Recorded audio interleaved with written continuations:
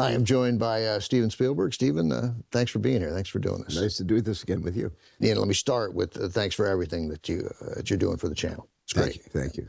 So this double feature that you've selected, Jailhouse Rock with Elvis Presley, and then 40 Guns, a Sam Fuller film with a cast led by Barbara Stanwyck. This was a real double feature in 1957, or maybe it was into 58 by the time you saw it in a drive-in, right? I saw it, I believe it was the summer of '57 at the Roundup Drive-In in Phoenix, Arizona. It was a double bill. Of course, the top of the bill was Jailhouse Rock, and the undercard was 40 Guns. I would have preferred to flip it, but in those days, I had never known what the drive-in movie experience was. We didn't have a drive-in in New Jersey where we had just moved. So this was not long after you got to Phoenix? It was like within a couple months of arriving in Phoenix. My parents took me to see this double feature at a drive. I had never sat in a car to watch a movie.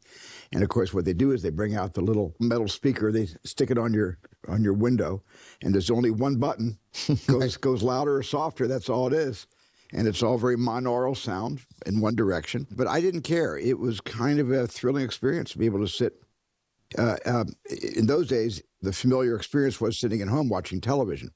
But these were first-run movies that you could see from the privacy of your parents' car. And that was a big deal for me. This has to be the worst way to listen to an Elvis movie, is at a drive-in through one little box on one side. You know, Ben, it was no better or no worse than my 45 RPM, right, with the single speaker built into the record player. So it was no better or worse than that. And and I was a fan of Elvis Presley's, and it was the first movie I ever saw Elvis Presley in. This is Jailhouse Rock. This is his third film, but it's 57. His first film came out in late 56. So the first three came pretty rapidly. You were an Elvis fan? I was an Elvis fan to the point that if you weren't, you got in trouble at school for not being. So I was an Elvis fan only to survive. Right, because you realized this was the path to success with friends and success with girls. All of that depended on being an Elvis. Exactly, and also know some of the words. Musically, there were a lot of directions you could have gone in. There are plenty of kids born in your era who never adapted to rock and roll, but you embraced it. Well, I embraced it because I preferred the fast, the faster music to the slower music. There's only one fast number in Jailhouse Rock, and that's Jailhouse Rock. That's right, everything else is a ballad. That's right. And everything else is very, very reminiscent of Love Me Tender. Yeah, totally. And it comes out of nowhere. He says it in a rehearsal as if it's something that we have referred to earlier in the film. Exactly. Well, we always had a lot of fun with this one. The Jailhouse Rock. Well, the film is really a facsimile of Elvis's actual life, except this film is about the rise and the rise and the rise of Vince Everett. So in a way, it was semi-biographical. This was the first of the three movies where he's not a boy next door, where he's not a good guy, right? There's an edge to him here. It's why I like Elvis in this movie almost the most of all of his films, because there was a juvenile delinquent in him in this story. There was just a very heartless, ambitious, take-no-prisoner side to him, which is not his story in real life, but it was the character he played. So in a sense, he stepped into a character unlike anything he had ever done before or since. Yeah, there's a line in this with his co-star, Judy Tyler, who we'll talk about after the film, who's very good. And she says something like, when he kisses her, how dare you think a cheap tactic like that would work on me? And then he kisses her again and says, I need tactics, honey. It's just a beast in me. You didn't get that kind of line in most Elvis pictures. No, you didn't. And you also didn't get the kind of ingratitude of that character toward almost everybody, except maybe Mickey Shaughnessy, who plays his cellmate. And they signed this kind of bogus contract when they're behind bars. They're going to go on the road and form a little group together. And Vince does not follow through on that agreement and has to take Shaughnessy down from a 50% contract down to a 10%. Actually, I think it went down to a 7% contract.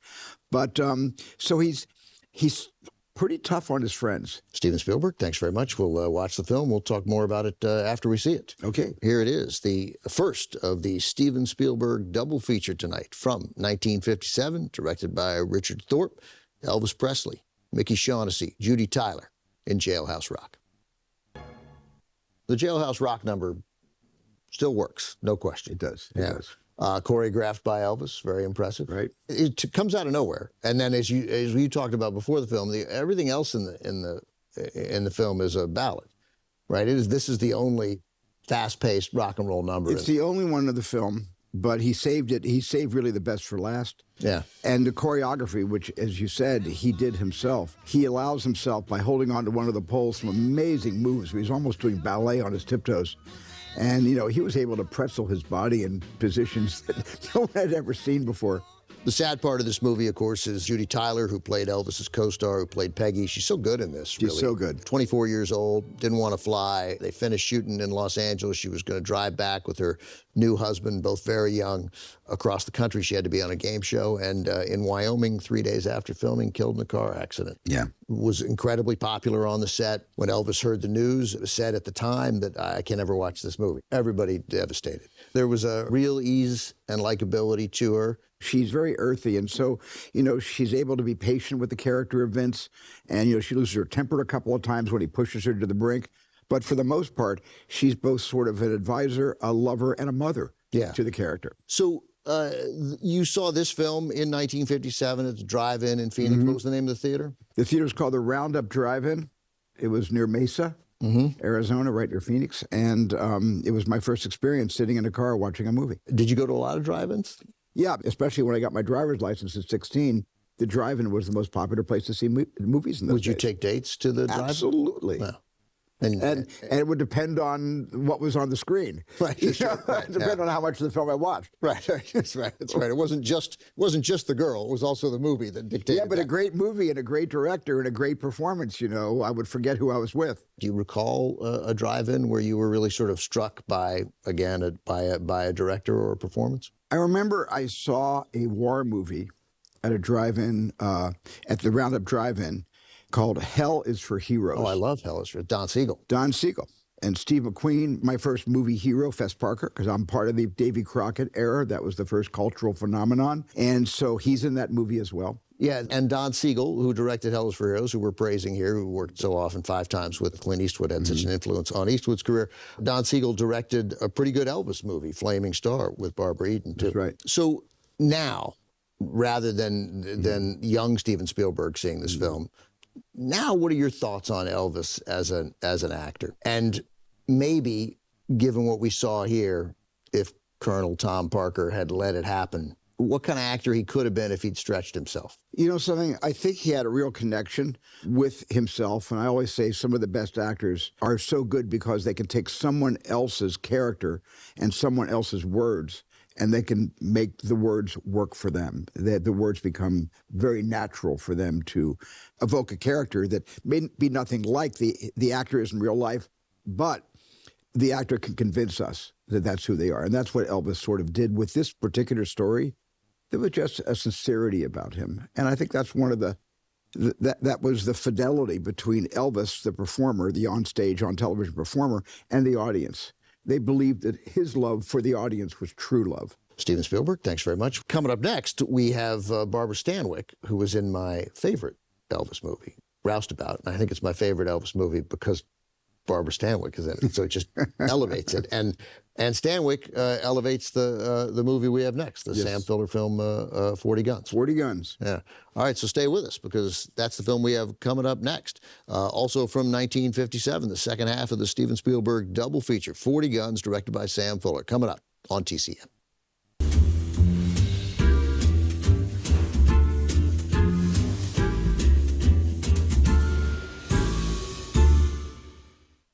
Joined once again by Steven Spielberg. Steven, thanks for doing this. Great to see you. My pleasure. Fun.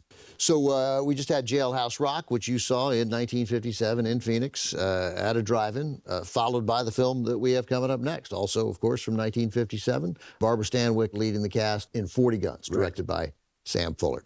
Sam Fuller, important director historically. Yes, he is. He's an important director historically because he went his own way. He was a maverick filmmaker. And he loved to write his own stuff, and he had a very, very strong point of view. And he was a real amalgam of of cliche and bold originality.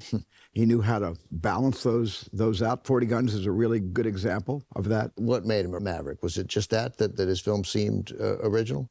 I think because I knew Sam, and I think what made him a maverick was he was so certain he was right all the time and everyone else was wrong. So certain of this. The studio was wrong. The writer he's working with was wrong. The actor who had an idea, that was the bad idea. That's never getting into the picture. He was really, he was like a bull. You were in the editing room with him on The Big Red One, his World War II film from 1980. I had asked him to be in 1941 to play a character, and he loved the idea, hung out with me for a couple of days on the set before he shot. So he met a lot of my cast when he was just hanging out on the set. And he met one young guy named Perry Lang, who he put in Big Red One. And there were a few actors that he really sort of cottoned to. And he asked me to come see the movie one day, and I thought he was going to invite me into a screening room where I'd sit down with a little bag of popcorn and watch his film. He invited me into the editing room, and he showed me the entire movie on a chem with a ground glass screen about this big, you know, smaller than an iPad today. And I watched the whole film this way. This film, 40 Guns, if Barbara Stanwyck hadn't been in this movie, I don't think we'd be here talking about it. Well, I saw the movie in a drive-in. It was on I call it the undercard, the second feature, after Jailhouse Rock, and I saw the picture, once again, with my mom and dad. My sister, my mom and dad were in the front seat. Was there ever any move? Did anybody in your family ever want to leave after the first film? Nobody wanted to leave a drive-in after the first film because at intermission, you got all the crap from the snack bar. Then you had to have some place to eat it. And so that at least got you through the first half hour or whatever the second film was. I got you, all right. Right. So you see it there, and what was your impression then? What did young Steven Spielberg think of 40 Guns? Well, at the time, as a kid, all I'm looking for is action. Right. You know, whenever they talked, I was really bored, wanted to go home. And then whenever they rode or shot guns, I was excited. For a movie called 40 Guns, there's more talking in this and bathing. I want to warn people, there's a large number of baths in this movie. Yeah, there's a whole bacchanalia part of this picture, which I've never quite been able to reconcile ever since I saw it. But there's also a great deal. It feels like a play. Almost some of it feels like a play. But you know, the movie sort of deceives you because I remember the first shot of the film. I couldn't believe it. I saw all these horses coming down a hill, led by a woman, all in black, on a white horse. And there's a couple guys in the buckboard. I think it was Gene Barry was in the buckboard. Barry Sullivan's in the backboard. And Robert Dix. And Robert Dix is in the back, the brothers. And they look a little bit like the Earp brothers, patterned a bit after them. Clearly. And I remember as a kid, one shot, the camera's low under the wagon, and you see the horses, the 40 horses, probably not 40, it's probably 25, but the horses sort of separate to go around the wagon on two sides. There's some great angles from below. Fuller knew where to put the camera. He had a really great eye. And even as a kid, I noticed that. And then when that was over, I kept wondering, when are the 40 guns going to come back? And when is there going to be a shootout with 40 guns? Yeah. There is never a shootout with 40 guns. We don't quite get that. It is a little bit. There are shootouts. Right, but they're more your traditional shootouts. It's not. Exactly. But, you know, your point about that there being 20, 25 horses, like this movie could have been called 80 Guns, and you would have believed there were 80 there. Like, I mean, it seems like a stampede of horses, right? Well, you put a number in an audience's head. At one point, you know, in Red River, I think they say that John Wayne's come back with like 10 to 12 gunmen. They've come back to Abilene to finish the business he started with Matthew Garth. And I always counted the horses, because the second somebody puts a number in my head. Right, you're starting to. I'm starting, and I think there were 9 or 10, not 12. And I promise you, there were not 40 horses on that ring. But I don't know that the rest of us are counting as you do. All right, let's take a look at the film, and we'll come back. We have much more to say about it after you see it. Here it is from 1957, directed by maverick filmmaker Sam Fuller. Barbara Stanwyck leading the way in 40 Guns. In the middle of the movie, there's a tornado that blows through the prairie. Tumbleweed are blowing, and it's a pretty good special effect in those days. Good. When I was a kid, I was pretty convinced there was a twister. And it kind of blows Barry Sullivan and Barbara Stanwyck around, and they have to both take shelter. Blown off their horses. And I said to my dad in the front seat, he was in the front seat, I said, "Dad, she never loses her hat." There's a tornado. It's my note right here. Barbara Stanwyck never loses her hat. She never loses her hat. And I've never forgotten that. I think I probably remember from childhood the fact that the hat stayed on her head.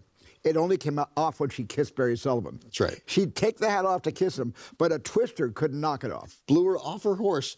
Right, but that's right. Did tremendous damage, but that hat stayed up. Blew his hat off. It blew his hat off. That's right. Exactly. Barry Sullivan loses his hat. The other thing that I remember, and I know his name now, but I didn't know his name then, but Jidge Carroll sings a bunch of ballads. Sings the story of the movie. And there's a crazy lyric that says, I'm not exaggerating, the lyric is, high riding woman with a whip.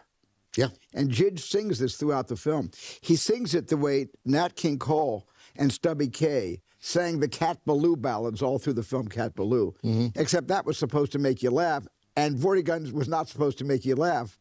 But I watched the movie recently, getting ready to talk to you about it, and there's a lot of comedy in 40 Guns. There is. That probably was not really intended. Yeah. So the brothers, played by Robert Dix, is Chico, the youngest one, and then the guy who gets killed at the wedding is Gene Barry, and then Barry Sullivan is Griff. And who would know that years later I would direct Barry Sullivan?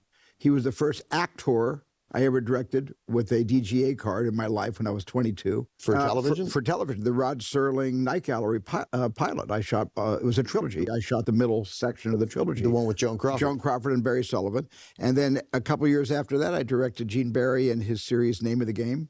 Wow. And never thought to ever talk about 40 Guns with either of them. I'm curious, and I don't mean to denigrate anyone, because everybody's fine in this. Barbara Stanwyck is so...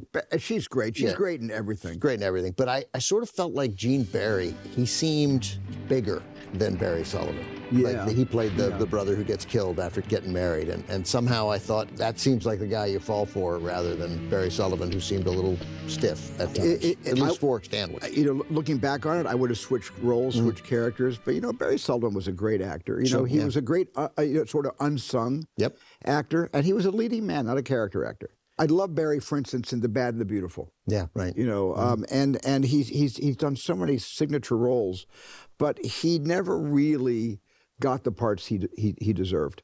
Dean Jagger as the sheriff is same character as Bad Day at Black Rock. Yeah, he plays the same character. Yep. In 40 Guns, the alcoholic sheriff who makes terrible choices, and he's terrified of the power. Remember, Barbara Stanwyck owns all the land, right, and owns the 40 Guns. And owns the sheriff. Owns the sheriff. He's also in love with her. Yeah. So we talked a lot about Sam Fuller before the film. Do you have a favorite Fuller movie or a couple of movies of Fuller's that stand out to you? I like Hell in High Water, the submarine picture he made. Oh, yeah, right. One of my favorite I didn't even write films. that one down. That's good. Yeah. But there's a submarine movie, to me, has to be really terrible for me not to think it's good. Right? Like the bar is very low for a submarine movie. Exactly. I love Pick Up on the South Street. Love that. And Naked Kiss is good. And, of course, The Steel Helmet is...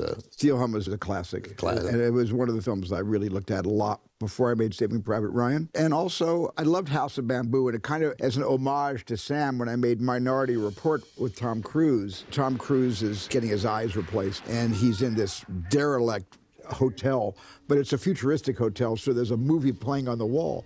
And the movie I selected to play on the wall while Tom Cruise is recovering from his eye operation was House of Bamboo by Sam Fuller. Stephen, this was a wonderful double feature. Thanks very much. Thank you so much. It was fun. That's a wrap for Steven Spielberg, but stay with us because, of course, the movies on TCM, as always, are uninterrupted and commercial-free.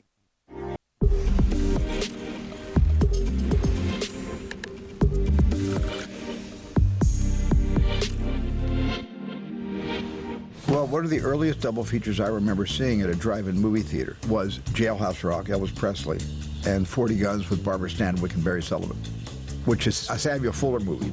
Take your gun hawks and run! I think my parents encouraged me to see double features because it got me and my sisters out of the house. All these wonderful ads were in the papers, and every theater, every marquee had double bills, which were amazing. You know, you have a double bill of Shane and The Lady Wants Mink. Real sapphire blue mink. Girls, just feel it.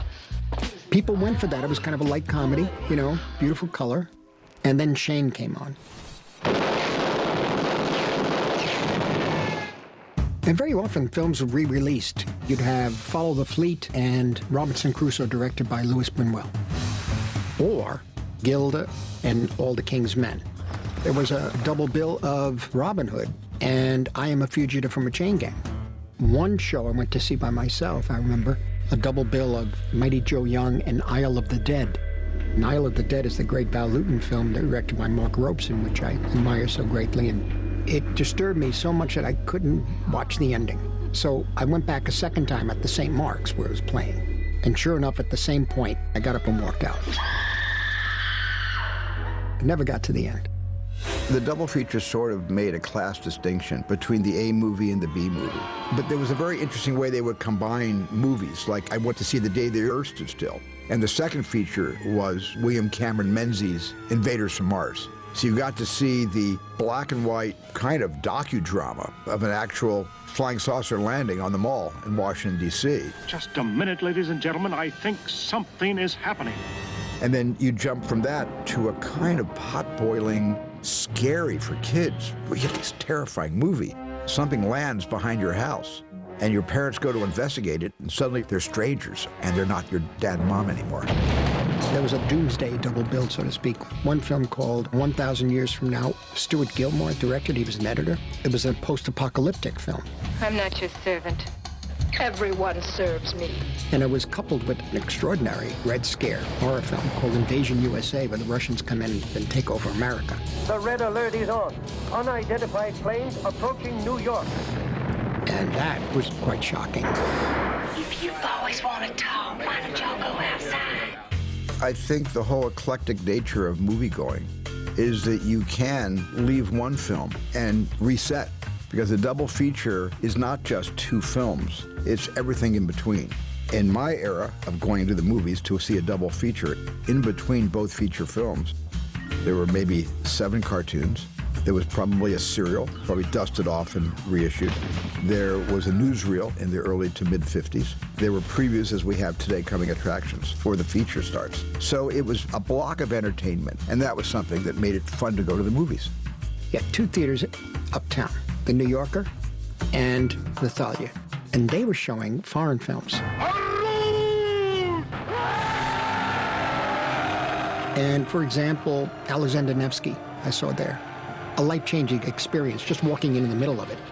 I never saw a battle scene like that, and the whole nature of Eisenstein. It was quite extraordinary. And I remember my dad and mom taking me to a film that they had already seen in theaters back in the 40s, and it was called Casablanca, and it was on a double bill with Passage to Marseille. I just was so sucked into that story. I'm not interested in politics. The problems of the world are not in my department. I'm a saloon keeper. They were going to catch Victor Laszlo at any moment. They were going to put him in a concentration camp. And Rick didn't go too far to either side until he did. Play La Marseillaise. Play it.